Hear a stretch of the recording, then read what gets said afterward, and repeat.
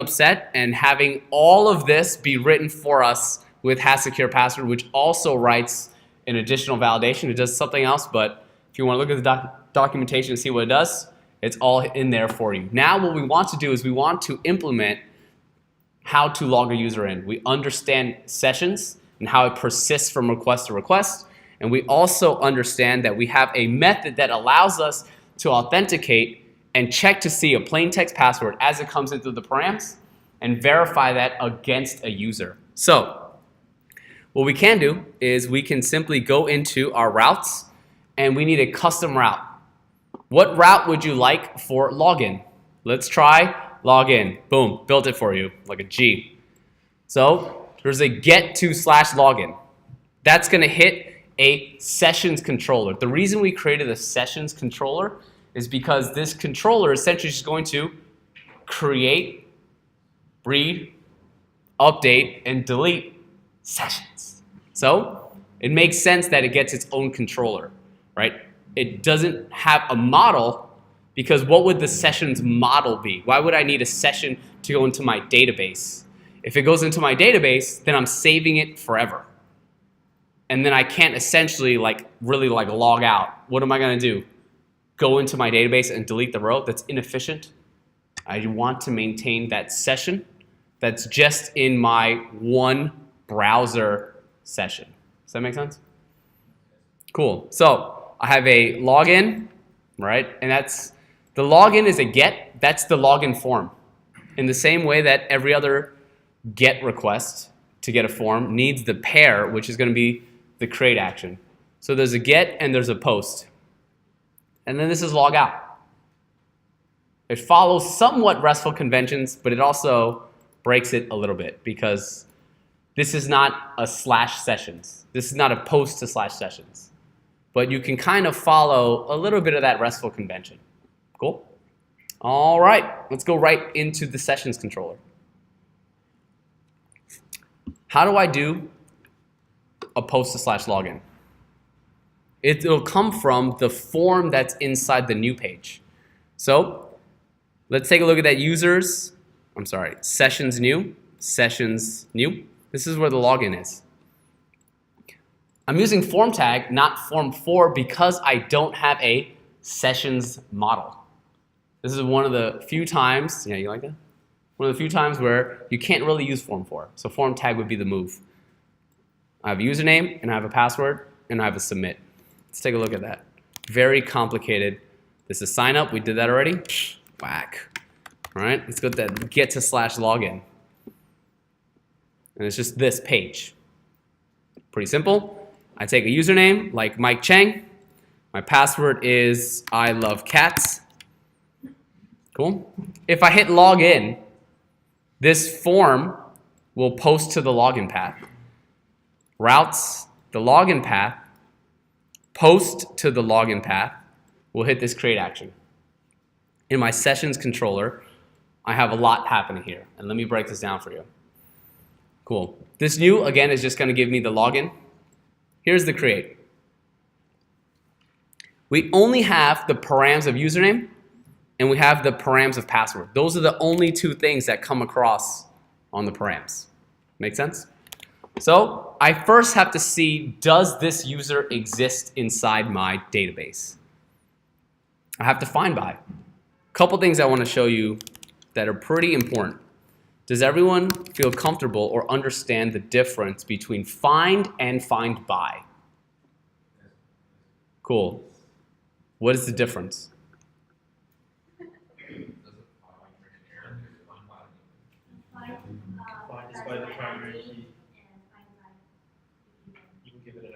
Yes, right? So I can do user.find with 1, right? Okay. Do I even... Come on, dog. There we go. User find 2. Very good. Right? And then I can do user find by, and I have to specify the attribute I want to find by. Right? Notice how when I do find and I pass it a value that does not exist in the database, I get a active record error. Versus when I do find by with something that does not exist in the database, I get nil. Nil will not break my code. My page will still load, but I'll just get nil. Versus if I get one of these bad boys, my whole page turns red, then Rails gets all angry, and then my website doesn't work. So that's another important distinction between find and find by. So we want to use find by here because if a user types in, right, something instead of Mike Chang, and they put Mike Chang, right, psh, loser, who knows that is, right, that will run nil. We want it to be nil and not active record error, which will break our code, right? So it's important why we use find by there. The next thing I want to point at is this syntax here. What's happening here is Ruby is very lazy, lazy. Let's take a look at how Ruby does things. You can do true and, let me blow this up for you. Oh, that's not going to work. Bloop, bloop, bloop, bloop. Let's do a little bit of that action. True and true. What does that return? Awesome. What about true and false? Smart, smart. What about false and true? Cool. Let's take a look at this real quick. What happens with true? Let's do this. All right. Yo, old Charlie. This is a variable that I never defined. If I run this, what should I get? Undefined variable. Very good. Very good. Undefined variable, right? If I were to do true and Charlie, what will happen? That's right. Undefined local variable. Because it will look on the left side and go, oh, true, nice. Then it will go evaluate the right side. However, if I were to put false and Charlie, what will I get? That's right, I will get false. Because the whole statement needs to be true. If I already know on the left side that it's false, Ruby's like, why bother reading the right? Who cares? Pass. It doesn't even evaluate. So we could take advantage of how lazy Ruby is by doing a little tricky action. If someone tried to log in as Mike Chang, right? This becomes nil. Nil, as we know in the Ruby language, is falsy. So if this is false, will this ever run? No way. So this is a super secret way of doing the long version of doing, right, like if at user does not equal nil, then if at user dot authenticate, and then you pass in like the params and blah, blah, blah, blah. This is the sexy one-liner for it. Are there any questions on that? I know I'm moving kind of quick, but that's kind of important. It's about the way Ruby works. It's lazy. Awesome. So remember that dot authenticate method? Let's take a look at it. Bloop. All it does is it takes a plain text password and it compares it to a existing item in the database, that password digest. So what we can use is, all right, bcrypt new, passing in the self password digest, comparing it to the plain text password. So what's happening here is I'm going to see the @user.password digest. Is that equal to params password? After running it through bcrypt password.new. Right? Remember we learned about this on Monday? Long time ago, it's fine. If you have any questions, I will love to answer them, but if not, just like Dora the Explorer, everybody let's go. Vamonos. If they are in fact authenticated, then let's create a session for them. I have a session at a key of user. You're laughing at me? Very good. A session at a key of user ID. Here's where I want to start breaking this off, and I want you to understand what's happening so that you don't necessarily pattern match. If at some point you have multiple users, you can put a session at a key of custom user ID or custom name here. And that way you can track them in a custom way because sessions will exist globally within your application. Yeah? And then I just want to redirect to the user. If, however, they failed the authentication, do I want to give them more or less information about their username and password? As little as possible, right? Hey, your username or password is wrong. Cool? We know that Mike Chang doesn't exist, but Mike Chang does. You know what I'm saying? Slight difference there. A and E. Cool? If it doesn't work, throw them back to login. That makes sense, right? Like, hey, I put in my username, I put in my password, and it's wrong. Yo, try again. Back to the login path. Are there any questions as to what this does? This is simply creating the session to exist. Cool? So, once that sorry, I saw a lot of movement. All right, once that happens, thank you.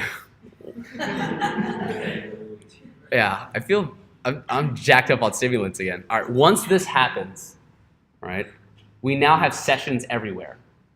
What we need to do, and the problem we have now is we have a session, but how are we tracking who that session is?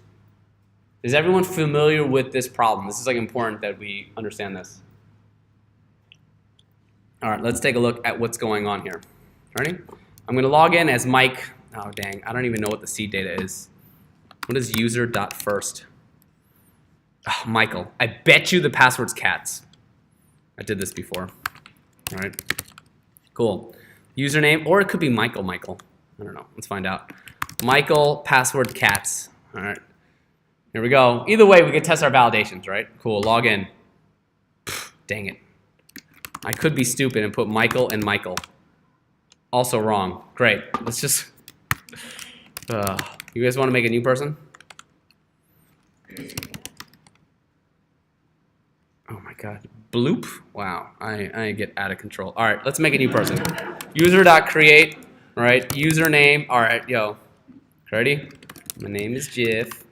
All right? Cool.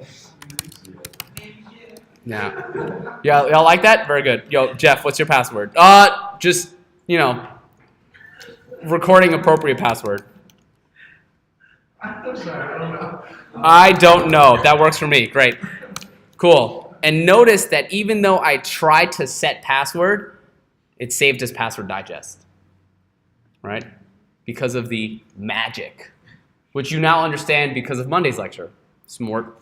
Now let's keep going. Great. Cool. Ready? This should work. Cool. My name is Jeff. And what was the password again? Oh, that's it. I don't know. Very good. Log in. Cool. Oh, snap. Oh, my name is Jeff. Spaces in between each word. There is spaces? Yeah.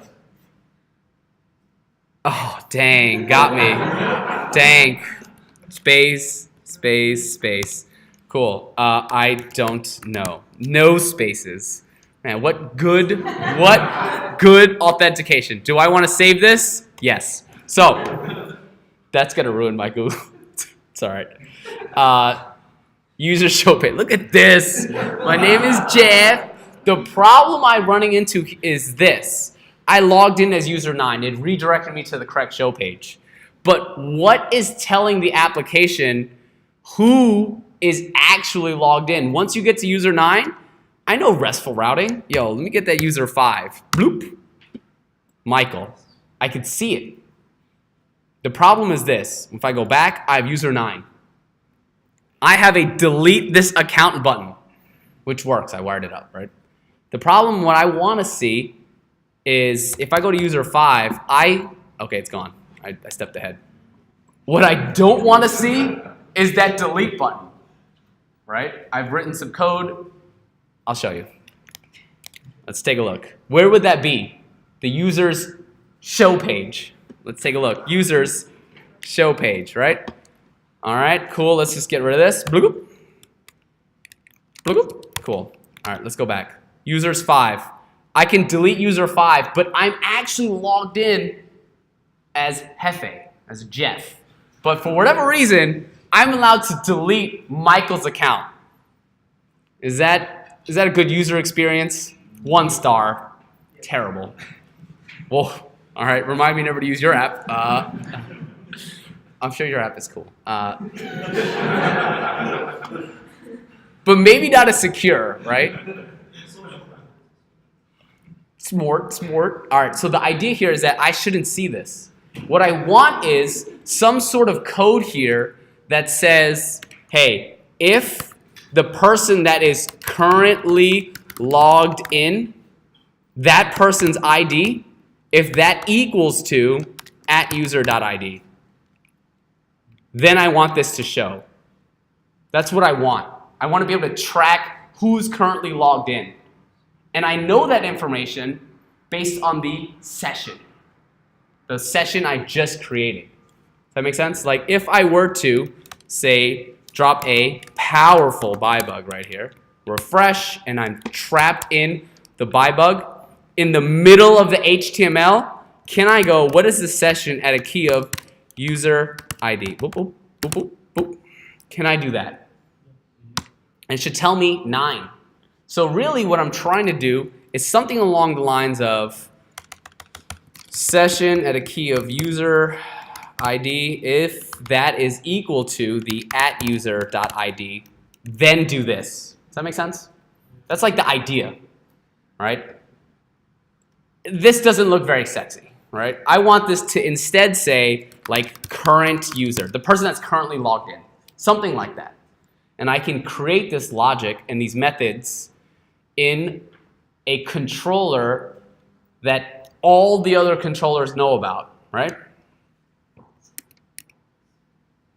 Yes? The application controller. So let's go there. Boom. Check it out. Current user. I do user.findBy, and it gives me a user. I use findBy because if this doesn't come back, it gives me nil. And that's fine. I can render nil. I can render nil all day. But all this is looking for is a user where the ID is equal to the session at the current user ID. So this is the current user. I just abstracted that one layer. So now I have access to current user. The next thing I want to talk about is somebody actually logged in? That would be useful Boolean logic. So in English, if there is a current user, therefore there must be someone logged in. Right? If there's no current user, that means that nobody's logged in. That makes sense to me. So I want to introduce you to something called the bang bang, right? It gets very sketch. There's a lot of jokes there. I will do my best to dodge them. So let's talk about bang bang as it relates to Ruby. Like that? All right, okay, out. Ready? True. What does this evaluate to? Nailed it. What is not true? Cool. What is not true? Very good. Right? What is 7? Cool. What is bang 7? Because 7 is truthy. Any truthy value, the opposite of it is false. Can I bang bang, there goes the drums. If I bang bang 7, as we know, bang 7 is false. So bang bang 7 must be. I can coerce any value into a Boolean by using the bang bang. Cool. Ariana Grande, Jessie J. Right? You had a question? Nice. Yeah. Can you do more than 2 bangs? You could bang it as many times you want, right?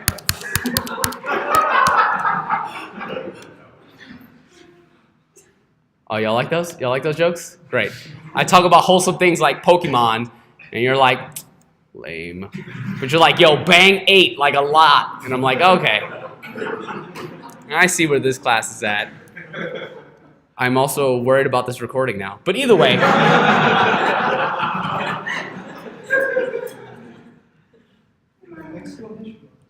Yes, exactly. Exclamation points as many times you want, right? So the idea is this double exclamation point allows me to coerce any truthy value into its Boolean equivalent, right? I can double exclamation mark false and just get back false. So the idea here is if there's a current user, I can double exclamation mark the current user and return a Boolean. I can mark the fact that this should return a Boolean because I can just simply drop a question mark at the end of the method. So I can always check to see if somebody's logged in or if there's anyone that's logged in by double exclamation marking the current user. Does that make sense? So far, so good? Cool beans. And then I need another method that will basically allow me to protect all of my controller actions. Here's what I mean by that. We talked Monday about authorization and authentication. Just because you have a ticket and you're through TSA security doesn't mean you're authorized to go on any plane. So sometimes what you want to do is you want to check to see, is somebody authorized? If they're not authorized, what do you want to do with them? If you're not authorized to see this page, what do you do with that user? You could send them to like a safe landing page. You could just ask them to sign in, right? If nobody signed in and they're like asking to go to, I don't know, user 7, and you're like, that's like login only information. Log in first. I can redirect them to login. I can redirect them anywhere, right? Let's say some of your app is public and some of your app is private. Like for example, can you look at certain people's Instagram if they are sharing it publicly? Yes, right? What about some of the private account users? No, you have to be logged in and friends with, allowed to follow that. I don't know how Instagram works. But the idea is that there's like public parts and there's private parts, right? Damn it, this lecture always gets dicey. So what this method does is, all it does is it redirects to the login path unless you're logged in.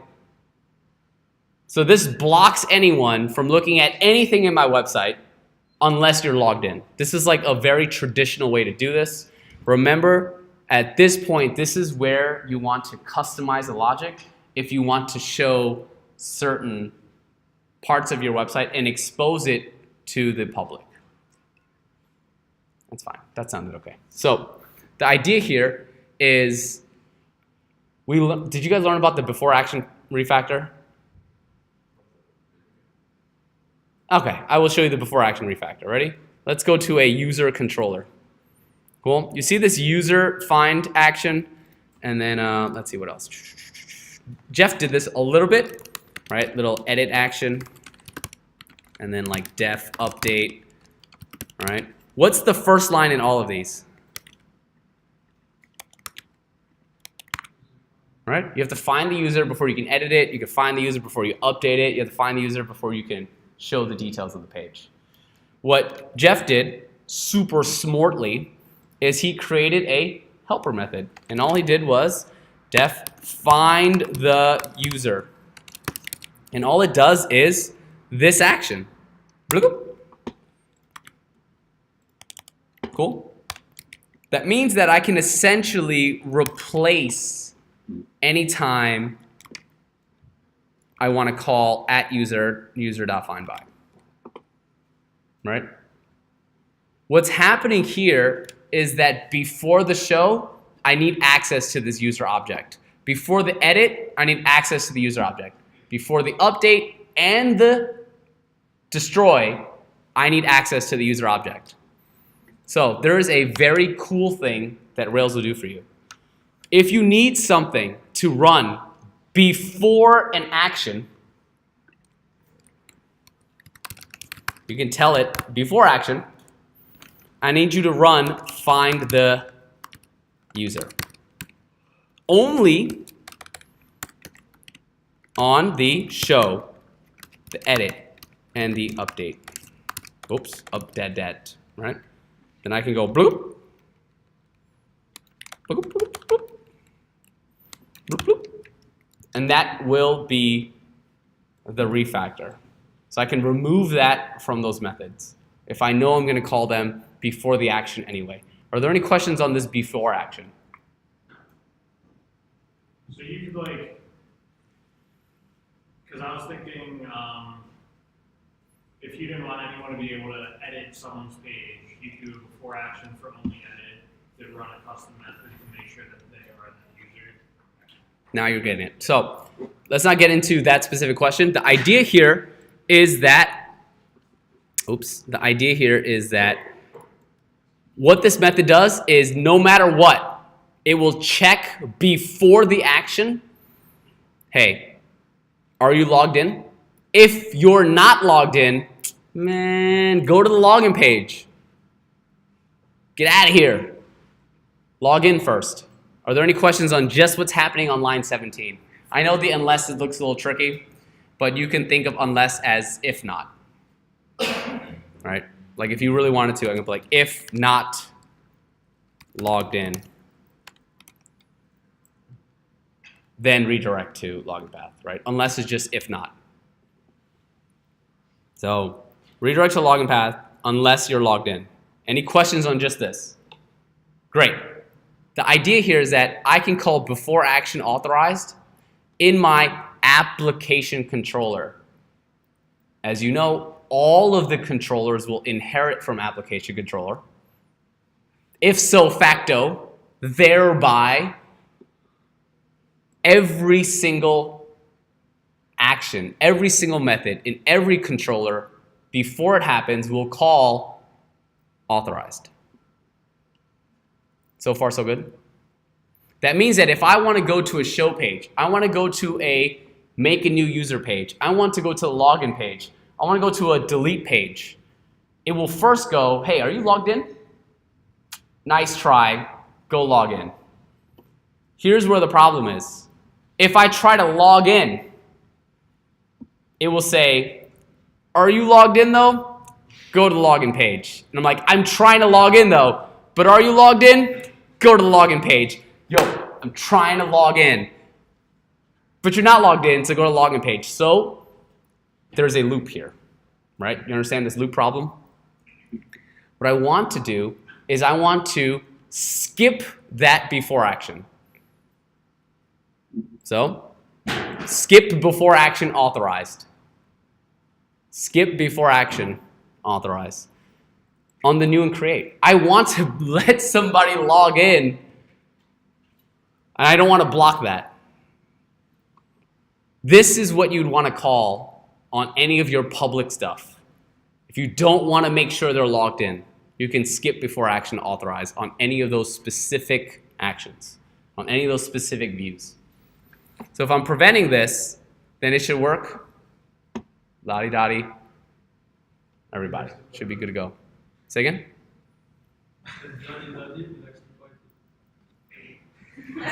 We don't cause trouble. We don't bother nobody. Slick Rick. All right, so is anyone confused on this? All right, great. The next thing I want to talk about is this is a method defined on the controller. We have not yet seen methods defined on the controller being invoked in the view. If I want to do something like this user show page, if I want to do something like, I don't know, if the current user.id is equal to the user.id,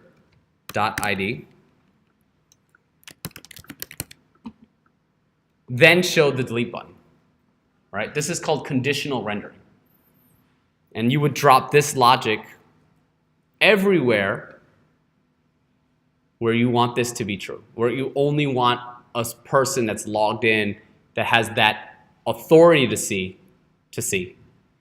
This is a helper method built inside a controller that's being invoked in the view. I cannot invoke this directly unless I have helper method. Without this line of code, I cannot call these methods inside a view page. Cool? All right. We're moving fast. The last thing is I want to be able to log out, right? You can do a couple things. You can have some link or a button to that hits the delete action of logout. And all it does is it goes to my sessions destroy. So I have a logout path. I hit destroy, and I can either delete the key of user ID, because remember, session has like 1 million key values in there, right? You remember seeing session super long? I only want to delete the user ID, or I could just set that bad Johnson to nil. That will effectively eliminate the logged in user. So the choice is yours, and yours alone. But not really, because you're working in pairs now, so you know, there's that. But either way, the idea here is that this is how you blast the session. And then it goes, ha, you logged out. Lols, right? And then you redirect to the login path, or wherever you want to go, home page, whatever.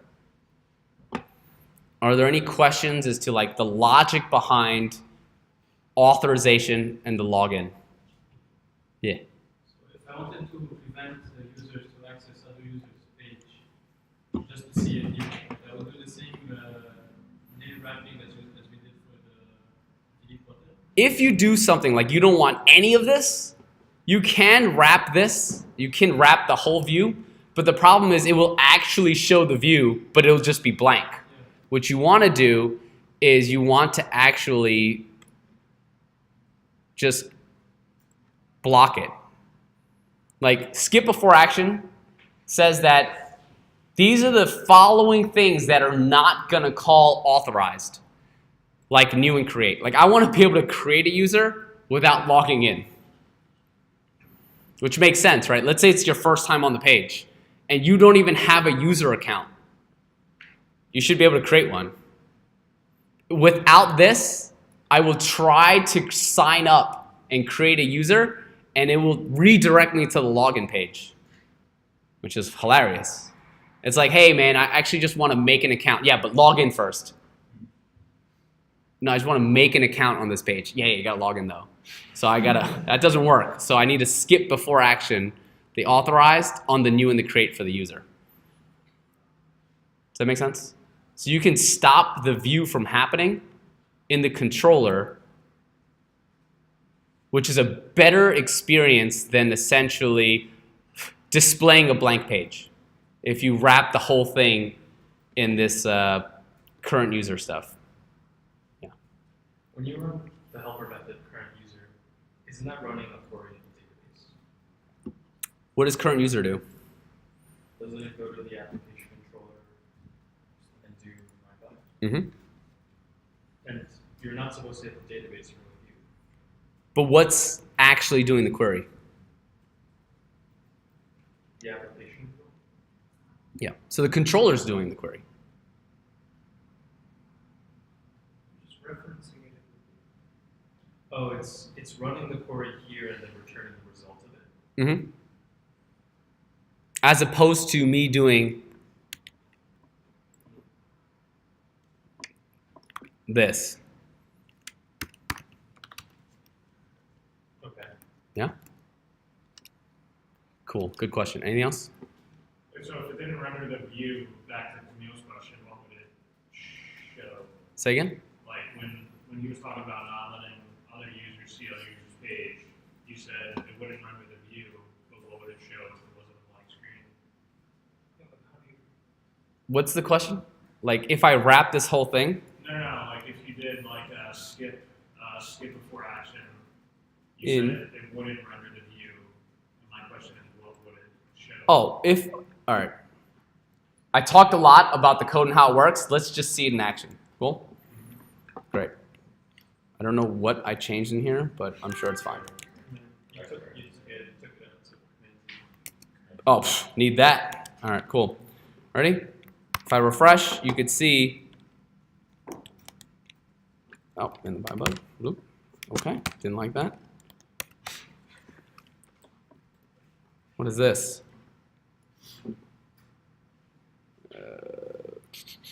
In the user show, unexpected end.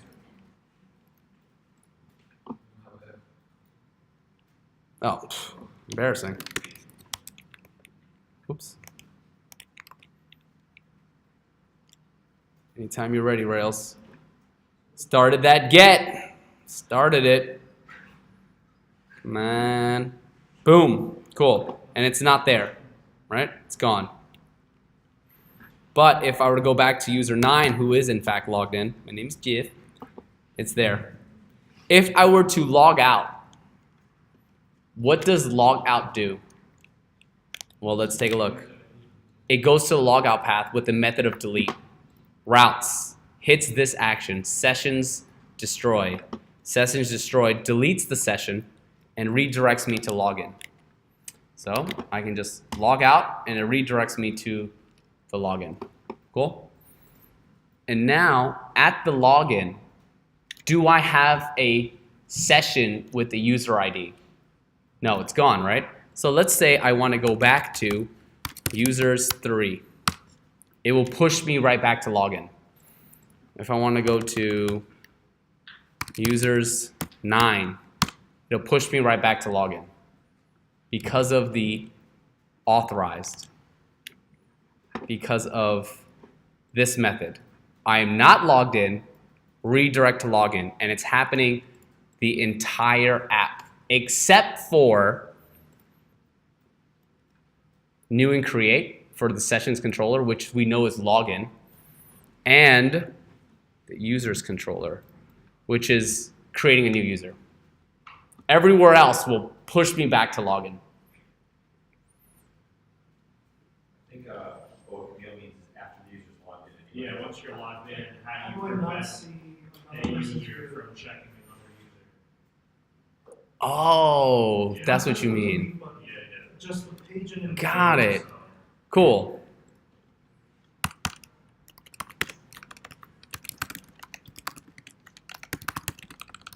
What would you put here? Redirect to user slash. I'll put something like, yeah, you're right. Exactly. Flash at a key of notice. That's all like, yo, not your account. Yeet. All right? And then it would just redirect to the current user, like your user page. All right? And then I could just do bloop, custom auth method. It'll block everything. And then I probably want to prevent, I want to skip before action on certain things. Right? And that's how I do it. Cool. Are there any other questions? Pff, look at that. Nailed it. All right. 38 minutes.